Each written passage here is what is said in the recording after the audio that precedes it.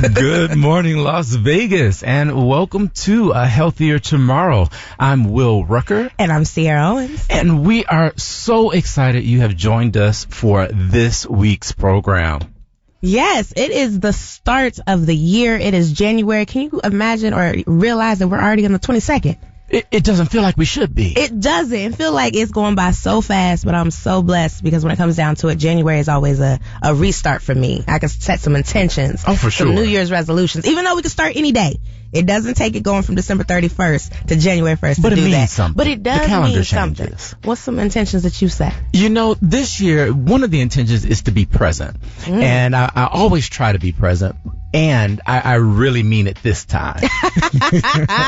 This time. This time I really, because life is so short and every moment matters. Yes. And things can change drastically in an instant. Yes. Hands down. I've been trying to do that, and I guess mine is similar to yours in order to be present, but mine is like making my plate a little less full and being very intentional with my time so that I'm able to be present in the moments that I am. So spending more time with my family, my friends, being very dedicated to work in the way that I need to with still balance, but not saying yes to stuff just to say yes. I love that. And even the literal plate. Oh, yes. I'm thinking is for me, is trying to be less full. I'm using the smaller plates. Oh, go ahead and do it. Because it still looks like you got a lot of food, but it's just a smaller. So, you know, the brain, it be tricking you. Yes, I said I wanted to lose 25 pounds by March. By March? By March. It's in this first quarter, which means that I got to make my plate literally a little less full. How about this? Let's try for 25 and 25. Okay. But then that might slow me down on what I really need to do. But we could do 25 and 25. Okay, 25 and 25. That sounds like a plan. We could do that. Hold me accountable now. So we had something major happen this week for our world and our nation. I want to talk about it for a minute. Is that all right? Yeah, let's talk about it. So we celebrated Dr. Martin Luther King Jr. and his legacy just Monday. Yes. What an incredible life. And again, talking about changes in an instant. He was 39 when he was taken out of here. And look at what he did. Yes. I want to read just a little bit of one of my favorite speeches from him. And it says this. It really boils down to this, that all life is interrelated. We are all caught in an inescapable network of mutuality, tied into a single garment of destiny. Whatever affects one directly affects all indirectly. We are made to live together because of the interrelated structure of reality. Did you ever stop to think that you can't leave for your job in the morning without being dependent on most of the world? You get up in the morning and go to the bathroom and reach over for the sponge, and that's handed to you by a Pacific Islander. You reach for a bar of soap, and that's given to you at the hands of a Frenchman. And then you go into the kitchen to drink your coffee for the morning, and that's poured into your cup by a South American. And maybe you want some tea. That's poured into your cup by a Chinese. Or maybe you're desirous of having cocoa for breakfast, and that's poured into your cup by a West African. And then you reach over for your toast, and that's given to you at the hands of an English-speaking farmer, not to mention the baker. And before you finish eating breakfast in the morning, you've depended on more than half of the world. This is the way our universe is structured. This is its interrelated quality. We aren't going to have peace on Earth until we recognize this basic fact of the interrelated structure of all reality. That makes me think of something that I learned very early on of you don't have to be one of to stand with. Oh, I love that. And how truly we are interconnected. And even though people are sitting and seeing, you know, not to get too political, but seeing what's happening in our world right now and thinking, oh, it just affects that group. Or it just affects that group. It just affects that group. What happens when it starts affecting your group? And what does that look like, and how do we move accordingly? And so we need to really be using our voice and our intention and our powers That's right. to band together. It's real. It's real. It's real. And to help us with setting some intentions, we have an amazing guest in studio. You want to introduce our guest? Yes, this one is a little personal for me, y'all. I love every guest we ever had, but this is someone who I have had the pleasure of knowing literally since high school. We've gone from debutantes together to college to professionals. But more importantly, she has helped and guided me through so much growth and intention setting on my own. We have Miss Yvette Howard, y'all. Yvette, let us know who you are.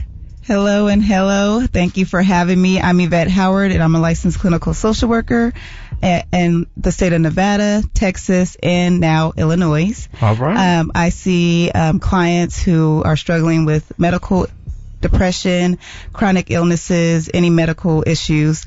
I just help them build their voice when it comes to healthcare providers.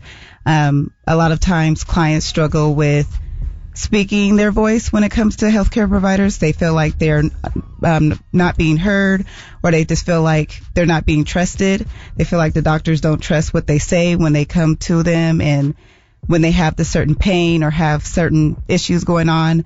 So I try to help my clients build that voice with their medical providers. I love that. That's such important work. Yes. I also own Brighter Tomorrow Therapy, which is a small group practice of mental health therapists who also support our community. We take most insurances and we assist them with either trauma, depression, anxiety, life transitions, anything in that nature. We provide services for our community in that nature. And today you're diving into some intention setting, which you do with your other business, Yes. Independent Mind. So talk to us about that. Why is intention setting important? So with Independent Mind, I normally help our community, especially women, build their intentions by utilizing vision journals. So there's vision boards, but I like the vision journal because it's portable, it's compact, you can take it with you, and that is starting off with setting intention. So we clear your mind, you do a little bit of yoga, you do something to clear your mind, because a lot of times we go in with negative thoughts. We're like, what Ciara mentioned, I want to lose 25 pounds by March, but if you're not going in with the intention of, why do I want to lose 25 pounds by March? What's making me feel like I need to lose this amount of weight in a certain amount of time? So go in with clear intentions, clear your thoughts, do some meditation, do some self-reflection, do some anything to just get your mind to a more positive state, so that way you can understand exactly what type of goals you're wanting to set. I love that you start with why. Yes. Because that is such a critical piece of the puzzle. I mean, we get all kind of ideas in our head. We see it Yes. on TV. We see, our friends did this, that, and other thing. Oh, I'm going to lose 25 pounds by March. I'm going to leave you alone. But yeah, why you want to do that? So talk a little bit more about intention and what setting intention means. So setting intentions is basically your why. What is making you want to reach this goal? Do you feel like, did the doctor tell you need to lose this amount of weight to be healthy, to live longer? Are you doing it for your kids? Are you doing it for yourself? Like, what is the reason why you want to do this? And just be honest with yourself. That's the number one thing you need to do when you're setting intentions. Being honest. Can I really lose this 25 pounds by March? Can I really? No, I can. Okay, I'm gonna leave you alone. No, I'm just playing. Can I really get 100K in 3 months? Set real intentions, real smart goals that you can achieve by that time frame. Okay, talk to us about SMART goals. So I know you don't mean like intelligent. Yes. So SMART goal is just an acronym, and I can't remember, so I'm going to look at my notes. I got you. Specific, measurable, achievable, relevant, and time bound. Yes. So just using that format to help you reach those goals. So specific, what specific goal are you wanting to set? For me, is my specific goal was to build out my group practice. I wanted to hire more clinicians. I feel like that's a specific goal that I can possibly reach within the next 90 days. Measurable, how long will it take you to achieve this goal? Will it take you 90 days? Will it take you 6 months? Maybe it'll take you a year. But being kind to yourself that it's going to take time. It's not just going to happen overnight. And then achievable. Is this a goal that you can actually achieve? As if it's something that is this, a long-term goal, and you're focusing it on being short-term goal, make it something that you can achieve within a certain amount of time frame, and make sure it's relevant to what you're trying to achieve and how long you want to achieve it. That's the time bound. Fantastic. And I think the specific piece, I want to just kind of rest there for a minute, because sometimes we do say things like, oh, I want to lose weight, yep, or oh, I want to have more money, or I want to do this, but we don't have something specific in mind. And how can you visualize it if you don't even know where to start? So talk a little bit about visualizing success and how imagining that intention impacts your life. Like I said, I normally do the vision journal. So a lot of people do vision boards, and they take magazine pictures and they cut it out that reflects that goal that they're trying to achieve.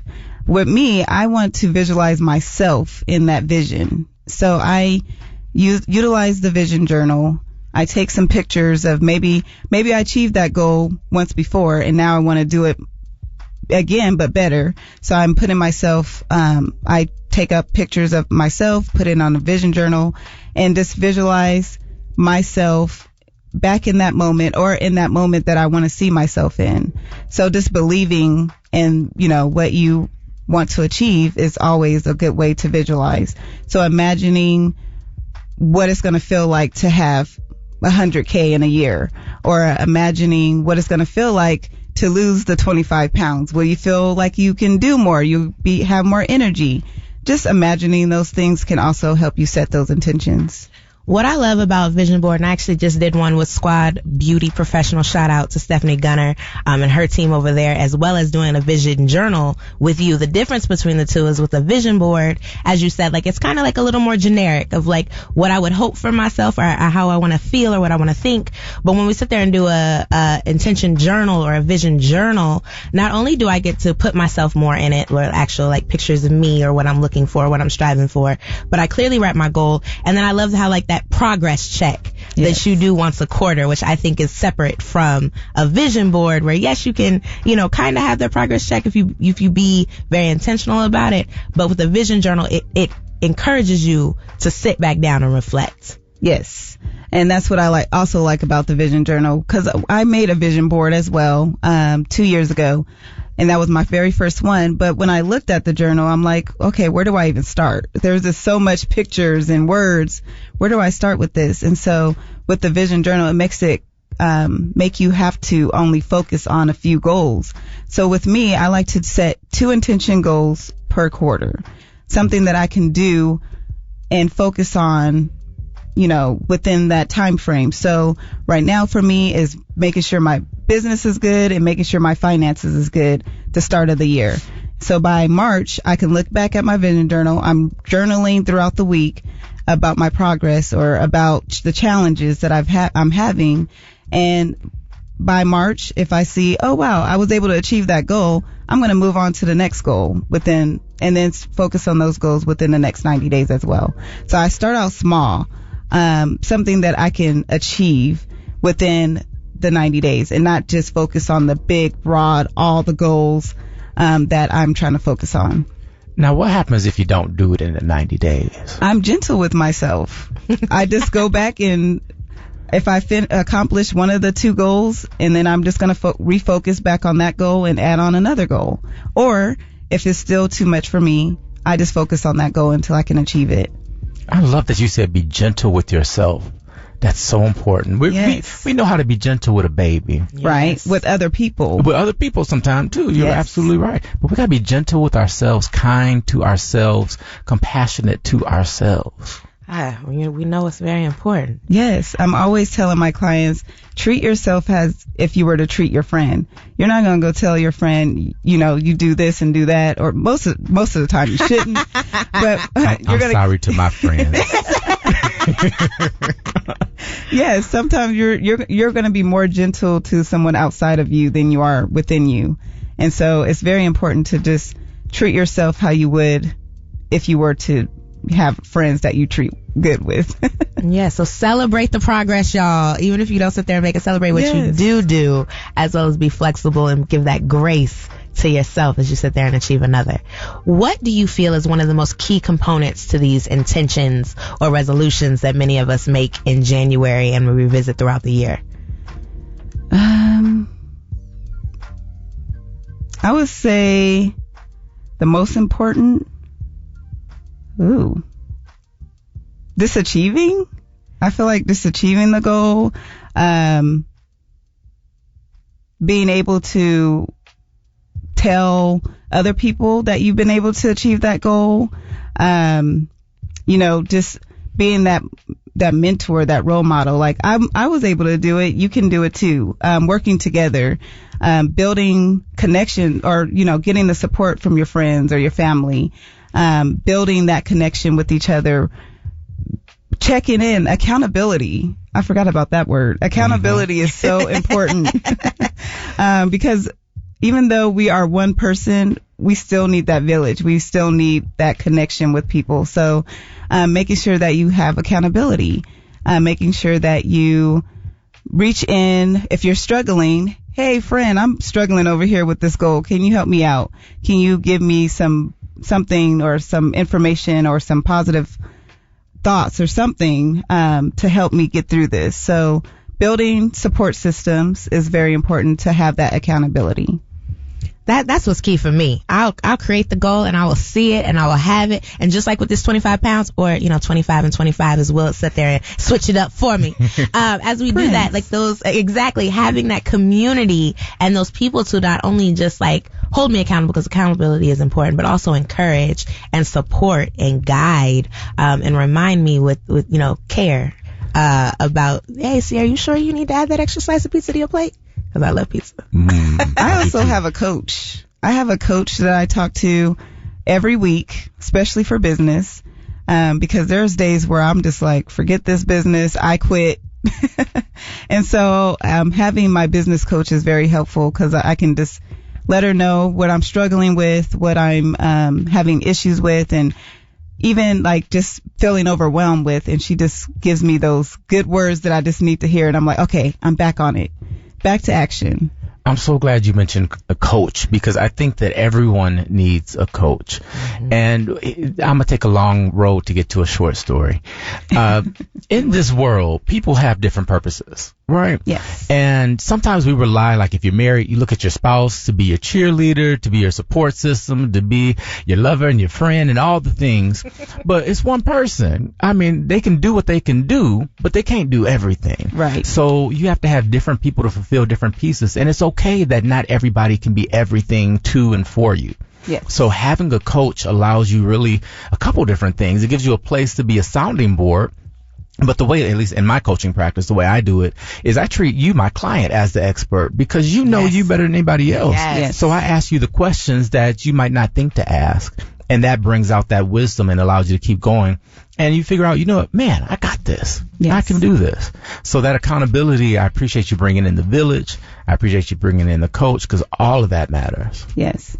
And I also think going to therapy and having a coach, having both in your pocket is good as well. Because with therapy, they can work on the underlying factors that's hindering you from getting to that goal. So maybe there was some trauma going on. Maybe in your upbringing, you've always heard from a caregiver or parent that you weren't good enough, or you're not good to do this, or something in that nature. So that sticks to your mind. So now you have to change your mindset. And to change your mindset is getting that therapeutic help where we're going through processing through those emotions, processing through that trauma and healing that trauma so we can get you to a better place. And then you get your coach, and that coach will then walk you through moving forward, future goals. Let's talk about this for a minute. The therapy piece. I think everybody needs a therapist too. Yes. And when people listen to this, I already know, because I was thinking it. This sounds like it costs some money. And so now I'm be stressed out because I done gave you all my money. and I still got my problems. But let's talk about the resources that are in the community, because there are so many ways to get these resources that don't break the bank, and they are so important, particularly for communities of color, because minority stress is real. It impacts our physical health, just like eating too much pizza impacts our physical health, or sitting still or being lonely. All of that impacts our physical health. Our mental health impacts our physical health, and the physical impacts the mental. So we got to take care of both. Then throw in that emotional and spiritual piece. We got to do the whole pie, right? So how do people get these supports if they don't have no money? There's so many resources out there for clients who want mental health. There's Open Path. That is a website for clients who just have a budget, and you can still see a therapist. There are group practices that have students, where the students provide free or low cost therapy. And then you can also use your insurance, even if it's Medicaid, even if it's insurance through your job, you can do that. You can also set a goal to see a therapist where you are budgeting in that money just specifically for therapy. So therapy can cost anywhere from $30 a week to $150 to even $200 a week. So if you know that price range, or if there's a specific therapist that you want to see, start budgeting, setting aside that money that can go towards a therapist that you want to just pay cash to, if you want to pay cash. But there's also other avenues where you can just utilize the free resources that are out there. There's even EAP.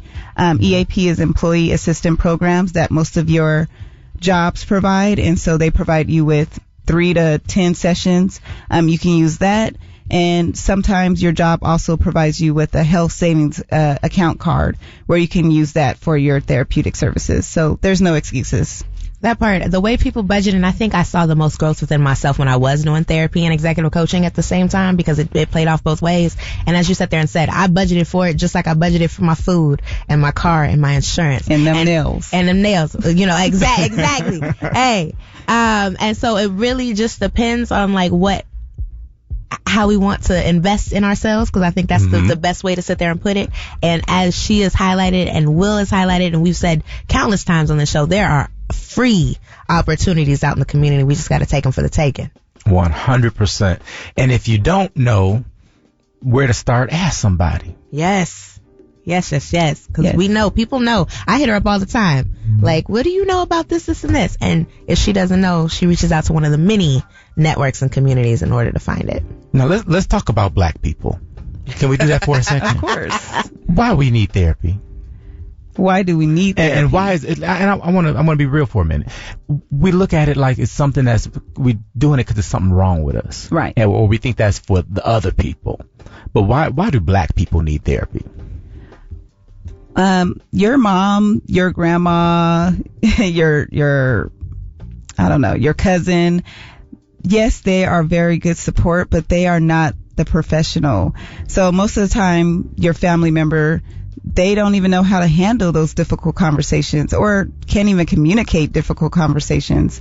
So being able to talk to someone who has been trained and have the experience of hearing out your issues or your concerns or your thoughts is way better than having your cousin say, just do it.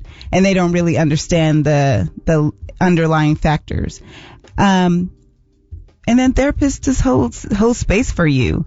So those tough, deep, dark secrets that you have, you don't want to have that burden towards your mom or your sister or a family member or friend. You want to be able to have that open space to a professional, one person that holds it all and knows and can provide you with the professional support that you need. Thank you for saying that. And I just want to emphasize it. Going to see a therapist doesn't mean something is wrong with you. No. So let's do that.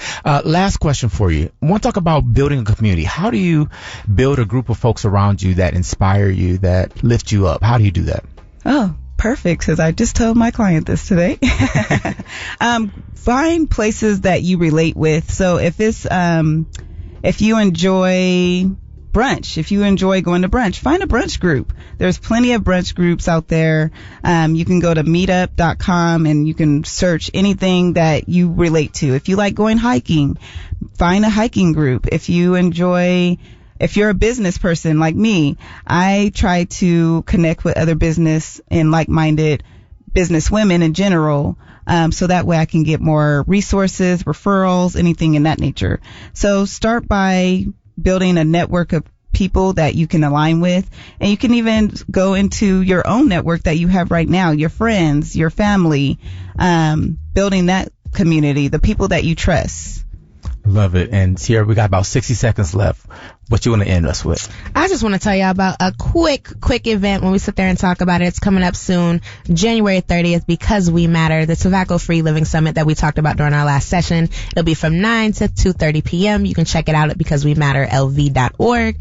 As well as there's going to be the Heart of the Community Block Party September 15th from 11 a.m. to 3 p.m. at the Martin Luther King Jr. Senior Center.